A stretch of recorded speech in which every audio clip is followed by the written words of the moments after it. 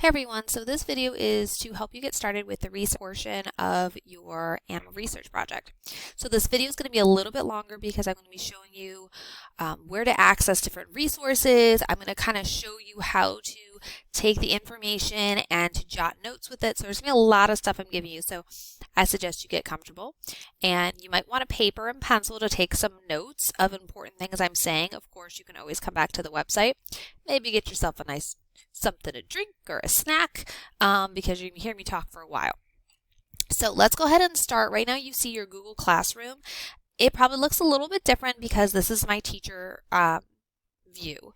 But basically, we know on the left side, this is how we access different dates very quickly. So if it was Monday, May 4th, and I wanted to go there, I would click that and it would show me everything I have for May 4th. Everything for your research project has been under Research Project. So this is where you see the different Flipgrids, and this is where you see your brainstorming activity. This is where your pre-writing activity is. And the reason I have this all in one section is because we're going to want to go back to see what we've already worked on, and you can always click on your document and access it again.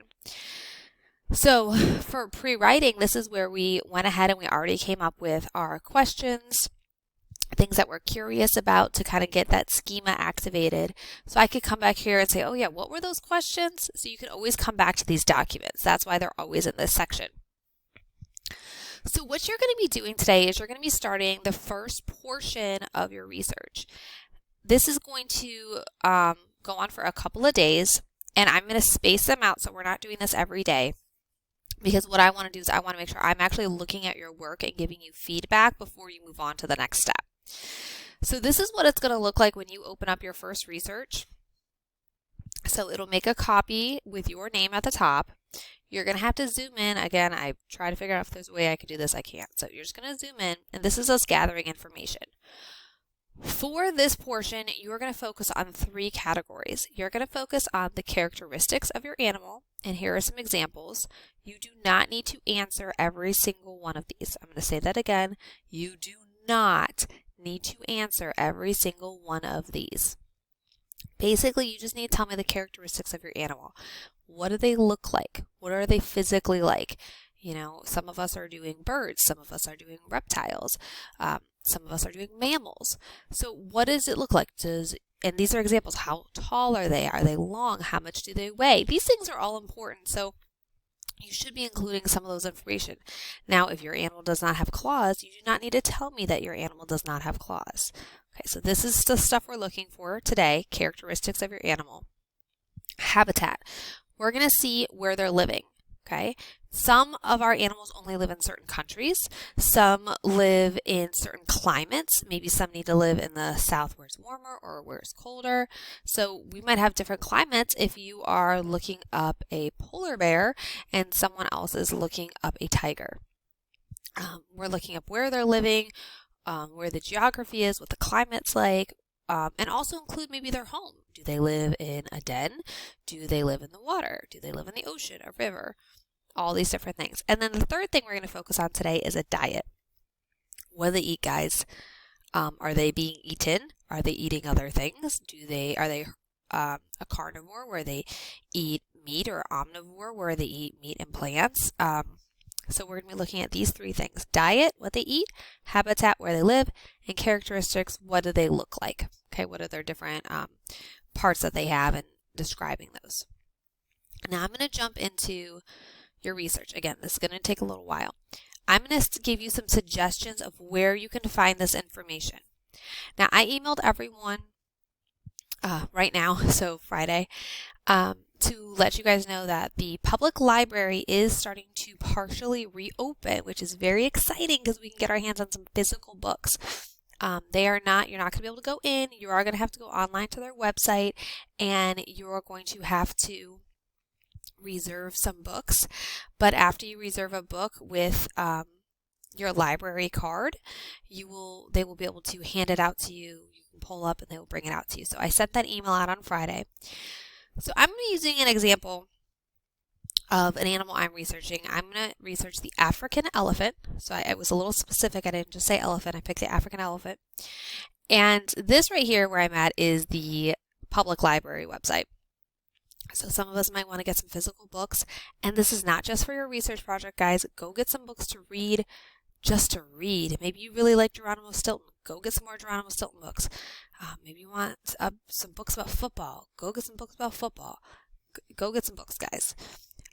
So here, if I wanted to just type in elephant or African elephant, I would type it in, and this will tell me books that are available in the different library as part of our system.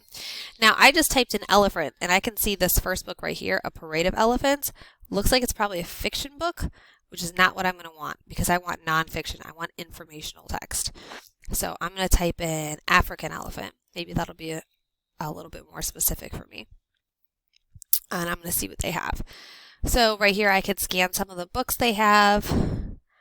And I would go ahead and I could click on it and I could request it. So let's say, for example, I wanted to look at, let's see, here, The Elephant Whisperer, My Life with the Herd of the African Wild. So this book is probably about somebody who lived with the African elephant. So if I wanted to click on this, I could, and then I could go ahead and I could request it. Because it says it's available. So I could go ahead and do that if I wanted to. You just have to be logged into your account. So that's just the librarian website, public library website. So that is a resource you guys can use. And also, please just use it just to get some books. So let's look about another website that you guys are very familiar with. It is Epic. Epic is full of tons of books that you guys can look at digitally. So I went to Epic and I typed in African elephant. And I was very impressed by how much they have, specifically about African elephants, not just elephants. So I have multiple books that I'm seeing here that I can read. It gives you roughly an age level, about what level it is to be reading. MUM. At this point, I would say towards the end of 3rd grade, I would like everyone to be reading at a Q. But that doesn't mean if it's below a Q, you guys can't read it, because we're just trying to gather information. So there's a ton of resources here at African elephants just from me going to get Epic. The other resource that I want you guys to utilize, and notice I'm giving you specific sites, we're not just Googling. Google is a great tool to use. It's a great database. However, sometimes it takes us in a very wrong direction. One, there can be safety issues out there on the internet that we want to avoid certain things, but also we want to make sure that we're not wasting our time just going to someone's random blog where they wrote about an animal, because that's not necessarily a credible source. So I'm going to go to a website called NC Wise Owl. I'm going to link this in the Google Classroom under the animal research portion so you guys can access it. We've used this website in the classroom when we were doing our Black History project. This is a safe website that we can access. It's only going to give us certain websites, and they're right here. So when you click on it, you're going to log in, and there's a password, which is WISE, W-I-S-E, OWL, O-W-L, 19. I will put that in the Google Classroom. So you will see there is Britannica School Elementary, Explora Elementary, Kids Info Bytes. We have some more websites down here. These are all safe websites you guys can be going to. You can see this says about Animal Kingdom.